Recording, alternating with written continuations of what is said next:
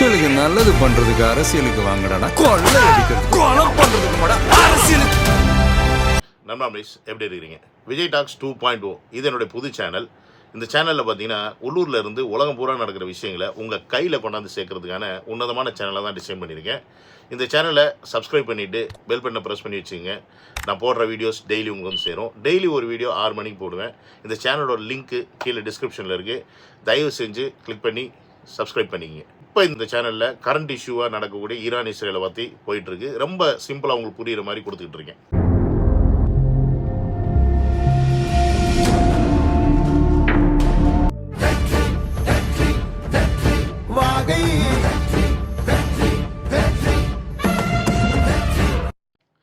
Hello நண்பர்களே, எப்படி இருக்கிறீங்க? உங்கள் எல்லாருமே தெரியும், நான் வந்து அரபு நாட்டில் இருந்து தான் இந்த வீடியோஸ்லாம் போட்டுட்ருக்கேன்னு. உங்களுக்கு இப்போ அரபு நாட்டோட சுச்சுவேஷன்ஸ் எல்லாமே தெரியும். ஏன்னா ஈரான் இஸ்ரேல் வார்னால பல பேர் இங்கே வந்து வேலை இழந்திருக்காங்க, வேலையை விட்டு ஊருக்கு போயிருக்காங்க. ஸோ வேலை இல்லாமல் இங்கேயே நிறைய பேர் இருக்கிறாங்க. ஸோ அப்படி ஒரு சூழலில் தான் நானும் இருக்கிறேன். கடந்த 2 மாதமாச்சு எனக்கு வேலை போய். ஸோ நான் இங்கே சர்வை பண்ணுறதுக்கு எனக்கு உங்களுடைய சப்போர்ட் தேவை. ஸோ முடிஞ்சுனா உங்களால் இந்த QR கோட் யூஸ் பண்ணி உங்களால் முடிஞ்ச சப்போர்ட்டை நீங்கள் எனக்கு செய்யுங்க. Welcome to another video. நேற்று தளபதி அவர்கள் பிரச்சாரத்துக்கு போனார். பெரம்பூரில் ஸ்டார்ட் பண்ணி கொளத்தூர் டு வெள்ளிவாக்கம், இதுதான் வந்து பிளான். பட் இந்த பிளானை நேற்று பாதியில் டிஸ்கன்டினியூ பண்ணிட்டு போயிட்டார். எதனால அப்படின்ற பல விஷயங்கள் உங்கள் காதுக்கு வந்திருக்கும். பட் ஒரு மிகப்பெரிய சதி திட்டம் இந்த இடத்துல நடக்க இருந்துச்சு. அதை கண்டுபிடிச்சிட்டார். நம்ம தளபதி அவர்கள் தவிர்த்துட்டார் அப்படின்னு சொன்னால் நீங்கள் நம்புவீங்களா? அதுதான் உண்மை. அதை தான் இந்த வீடியோவில் முழுசாக நான் உங்களை எக்ஸ்பிளைன் பண்ண போகிறேன். கடைசி வரைக்கும் வாட்ச் பண்ணுங்கள், மிஸ் பண்ணிடாதீங்க.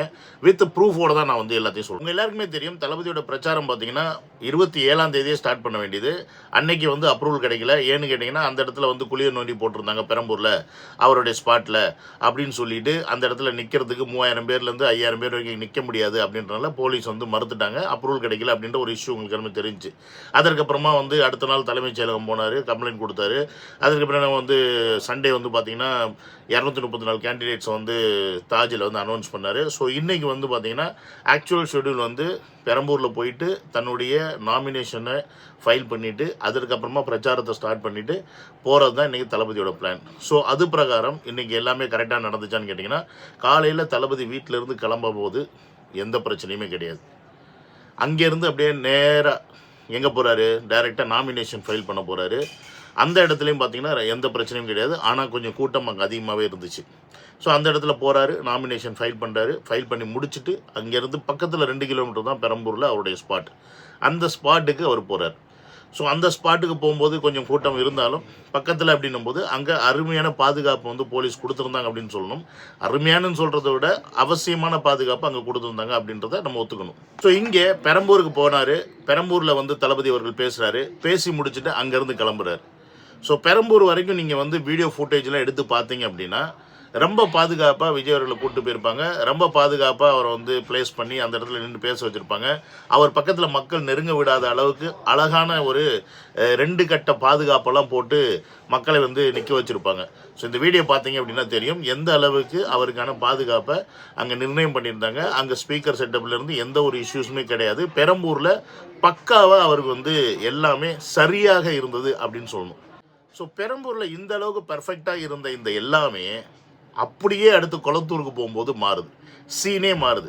பெரம்பூர்லேருந்து தளபதி அவர்கள் கிளம்பினவுடனே சீன் மாற ஆரம்பிச்சிருச்சு. இது பின்னாடி ஒரு மிகப்பெரிய திட்டம் இருக்குது. இது என்னன்னு பார்த்தீங்கன்னா, விஜய் அவர்கள் முத பிரச்சாரத்தை எங்கே ஆரம்பிக்கிறாரு? பெரம்பூரில். ஸோ இந்த பெரம்பூரில் ஆரம்பிக்கும் போது எல்லா விஷயமே பக்காவாக இருந்துச்சு அப்படின்னா அடுத்த இடத்துக்கு போகும்போது அந்த விஷயங்கள் கொஞ்சம் மாறி வந்தாலும் அந்த இடத்துல மிகப்பெரிய ஒரு சம்பவம் நடந்துச்சுனாலும் இந்த முதல் இடத்துல இருந்த அந்த கட்டமைப்பு வச்சு இங்கே பாருங்கள் நல்லா தான் கொடுத்துருக்கோம், நல்லா தான் போலீஸாக பாதுகாப்பு இருக்குது அப்படின்ற மாதிரி ஒரு பிம்பத்தை கிரியேட் பண்ணுறதுக்கு பெரம்பூரில் பர்ஃபெக்டாக பண்ண ஒரு விஷயத்த கொளத்தூரில் பண்ண தவறிடுச்சு இந்த கொத்தடிமை கூட்டம். விஜய் அவர்களுடைய பிரச்சாரத்தை எப்படியாவது தடுக்கணும், விஜய் அவர்கள் மக்கள் சந்திப்பை எப்படியாவது தடுக்கணும்னு சொல்லிட்டு அவங்களுக்கு இருக்கக்கூடிய அந்த சக்திகளை வச்சு அவங்களுக்கு அடிமையாக இருக்கக்கூடிய அதிகாரிகளை வச்சு இவங்க வந்து பல வேலைகள் செஞ்சுட்டு இருந்தாலும் விஜய் அவர்கள் அதை எல்லாத்தையும் ஃபேஸ் பண்ணி அவர் தலைமைச் செயலம் போய் அங்கேருந்து அப்ரூவல் வாங்கி தன்னுடைய பிரச்சாரத்தை ஆரம்பிக்கணும் அப்படின்ற ஒரு ஸ்டேஜுக்கு வந்தாச்சு.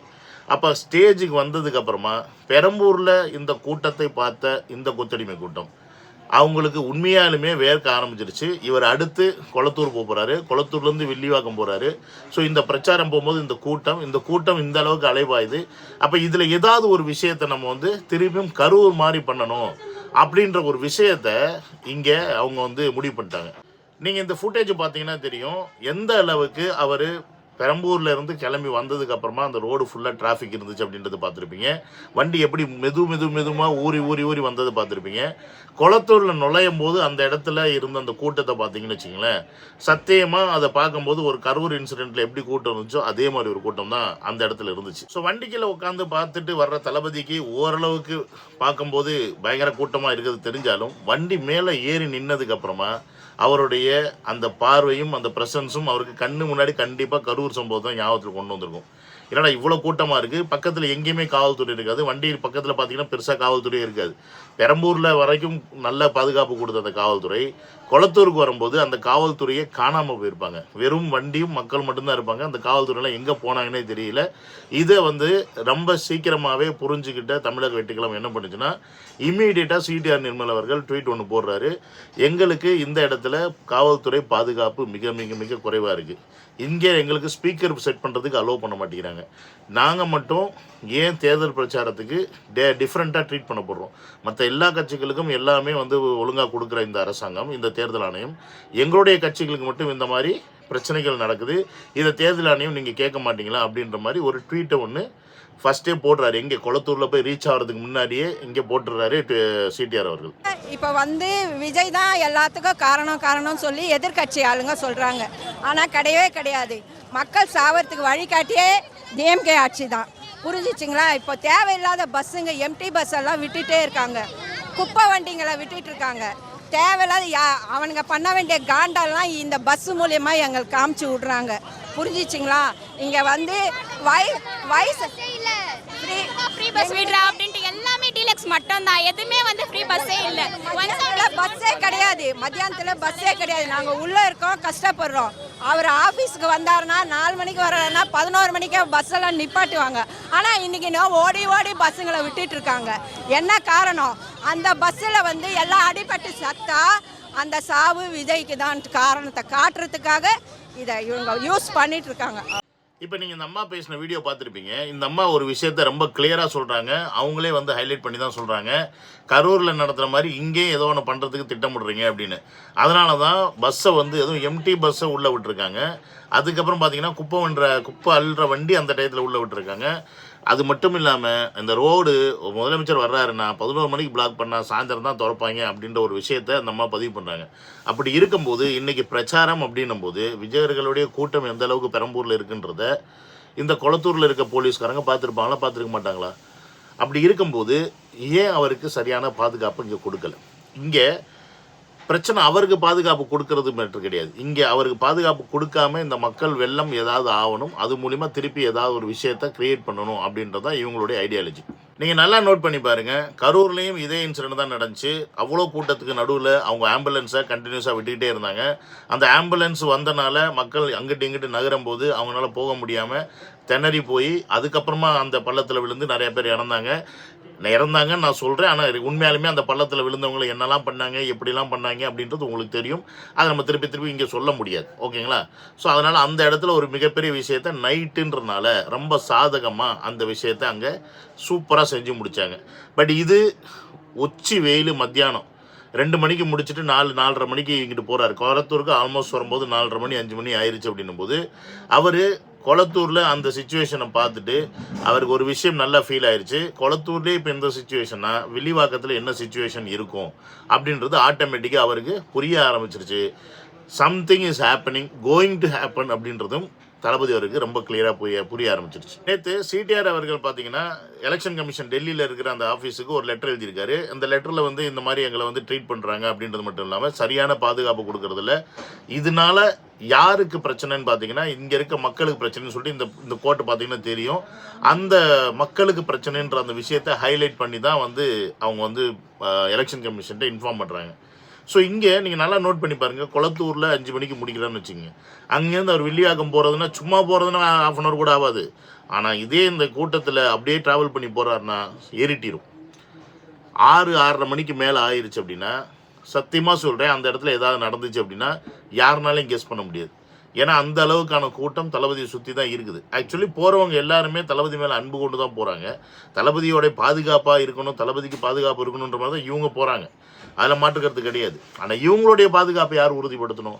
அங்கே இருக்க காவல்துறை. அப்போ அந்த காவல்துறையே இல்லை அப்படின்னா அங்கே ஏதாவது ஒரு அசம்பாவிதம் நடந்தால், இல்லை அங்கே வந்து இப்போ கரூரில் எப்படி செருப்பு தூக்கி வீசினாங்க, கள்ள தூக்கி வீசினாங்க, அந்த மாதிரி ஆட்களை ஏவி விட்டு ஏதாவது ஒன்று ஸ்டார்ட் ஆகி அதுலேருந்து மிகப்பெரிய இஷ்யூ ஆச்சு அப்படின்னா அரசியல் இந்த எலெக்ஷன்லேயே வந்து தளபதி நிற்க முடியுமான்ற ஒரு இடத்துக்கு கொண்டு போய் இந்த சம்பவம் விட்டுரும். ஸோ அதனால தான் அவர் டக்குன்னு வில்லிவாக்கத்தை கேன்சல் பண்ணிவிட்டு பாதுகாப்பு இல்லாத இந்த சூழலில் நம்ம மக்களை சந்திக்க போகிறோம்னு சொன்னால் இவங்க நம்மளை விட்டுட்டு மக்கள் ஏதாவது பண்ணுவாங்கன்றத ரொம்ப கிளியராக புரிஞ்சுக்கிட்டார். வில்லிவாக்கத்தில் இந்த திமுக கொத்தடிமை இந்த விஷயங்கள் சம்பவங்கள் பண்ணுறது ரொம்ப ஈஸி அவங்களுக்கு. ஏன்னு கேட்டிங்கன்னு வச்சிங்களேன், ஆதவர்ஜுனாவே இப்போ ரீசெண்டாக ஒரு வீடியோலாம் சொல்லியிருந்திருப்பார். அவருடைய தொகுதி அதுதான். அந்த தொகுதியில் அவருக்கு ஆஃபீஸ் போட்டிருந்தாங்க. அந்த ஒரு மாடி வீட்டில் அவர் வயசானவங்க ஃபேமிலி, அந்த மாடி வீட்டில் இருக்க அந்த ஆஃபீஸை காலி பண்ண சொல்லி அவரை வந்து இறக்கி விட்டாங்க. அப்போ அவர் சொன்னார், எங்களுக்கு ஆஃபீஸே இல்லைனாலும் நாங்கள் வீடு வீடாக போயிட்டு நாங்கள் ரோட்டில் நடந்து போய் பிரச்சாரம் பண்ணுவோம் அப்படின்ற ஒரு விஷயத்தை பதிவு பண்ணியிருந்தார். விச் மீன்ஸ் ஆதவர்ஜுனா அங்கே ஆஃபீஸ் வைக்கிறதையே இங்கே திமுக கொத்தடிமைஸ் மிரட்டி ஏதாவது பண்ணுறாங்க அப்படின்னா ஏன் சில கூலி ஆட்களை வந்து ஏவி விட்டு இந்த மாதிரி கூட்டத்தில் உள்ளுக்குள்ளே நுழைச்சி விட்டு பிரச்சனை பண்ணக்கூடாது? ரொம்ப ஈஸியாக செய்யக்கூடிய செயல் தான். இதெல்லாம் பெரிய விஷயம்லாம் கிடையாது. ஐயோ என்னப்பா இதை செஞ்சிட முடியுமா இவ்வளோ கூட்டத்தில்னா? கண்டிப்பாக இந்த மாதிரி கூட்டத்தில் தான் ஈஸியாக செய்ய முடியும். செஞ்சவன் எவனு கூட யாருன்னு தெரியாத அளவுக்கு கூட நம்ம வந்து பண்ண முடியும் அப்படின்றத உங்களுக்கு நீங்கள் புரிஞ்சுக்கணும். அப்போ இங்கே அடுத்த ஒரு மிகப்பெரிய கரூர் சம்பவத்தை இங்கே கிரியேட் பண்ணணும் அப்படின்ற ஒரு விஷயத்தை முன் எடுத்துட்டாங்க. ஸோ இதை புரிஞ்சுக்கிட்டு தான் தளபதி டக்குன்னு இதுக்கு மேலே இங்கே இருந்தோம்னா மிகப்பெரிய ஒரு பிரச்சனையில் நம்ம திருப்பியும் சிக்குவோம்.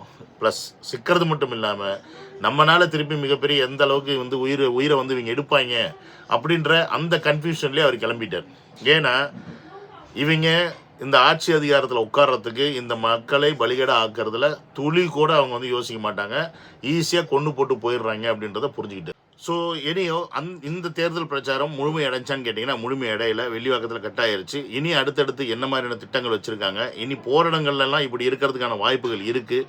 ஏன்னா திமுக அப்படின்றது வந்து எப்படியாவது இந்த வாட்டி திருப்பி ஆட்சிக்கு வந்துடணும் அப்படின்னு மெனக்கட்டுட்டு இருக்காங்க.